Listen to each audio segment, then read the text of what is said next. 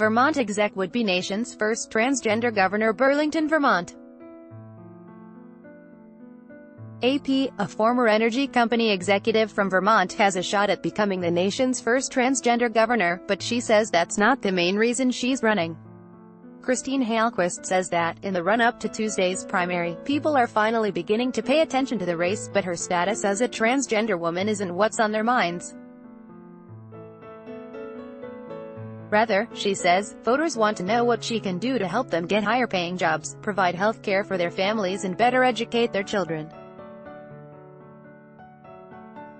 Ad choice advertising and red invented by Teed, so she's appealing to Vermonters with a progressive message that includes a livable wage, Medicare for all, free public college education and high-speed broadband access, even to those who live on remote back roads.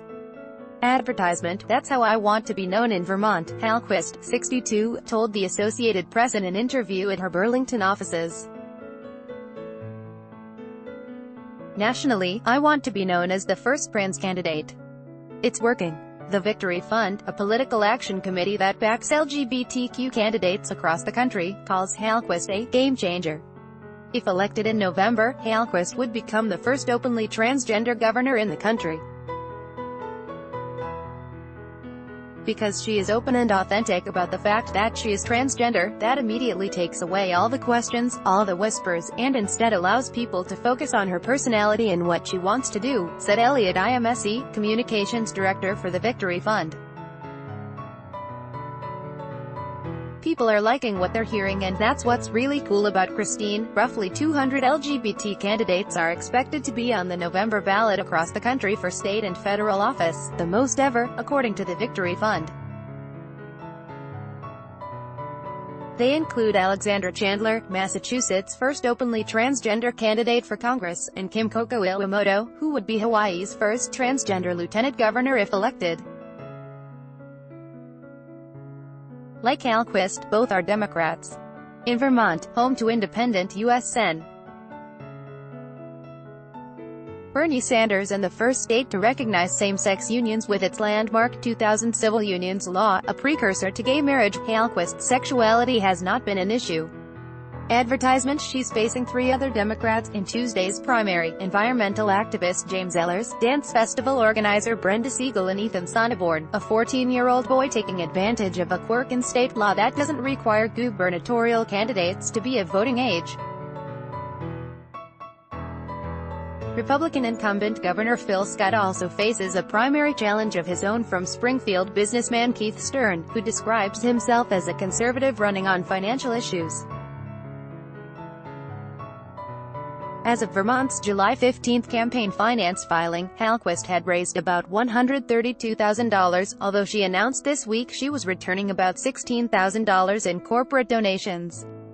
Ehlers had raised just under $50,000, Siegel about $17,000 and Sonneborn $1,700.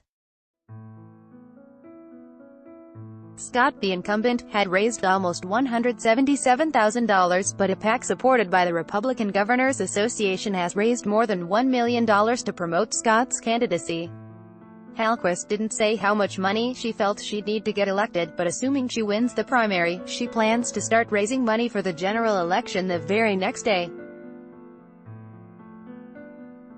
"We do need to get some money, we do need to run some ads, that will be key," she said. Typically, Scott would be virtually assured of re-election.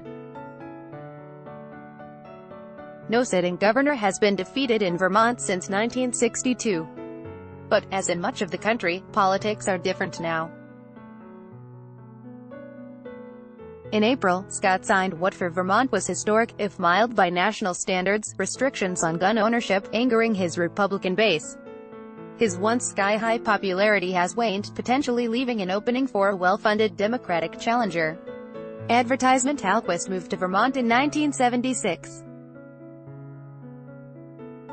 In 1998, well before her gender identity transition from male to female, she went to work for the Vermont Electric Cooperative, becoming CEO in 2005. She was open about her 2015 transition and allowed news organizations to chronicle the change.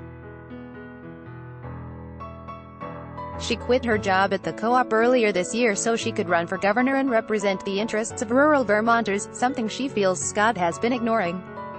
Halquist said that 95% of Vermonters, regardless of their politics, care about the same things: whether their children can afford to live and work in the state, find jobs and afford homes. Vermonters are going to elect me on the platform. They are not going to elect me because of the fact that I'm transgender. That's the reality, Halquist said, conceding, obviously, nationwide it's significant, the first transgender governor.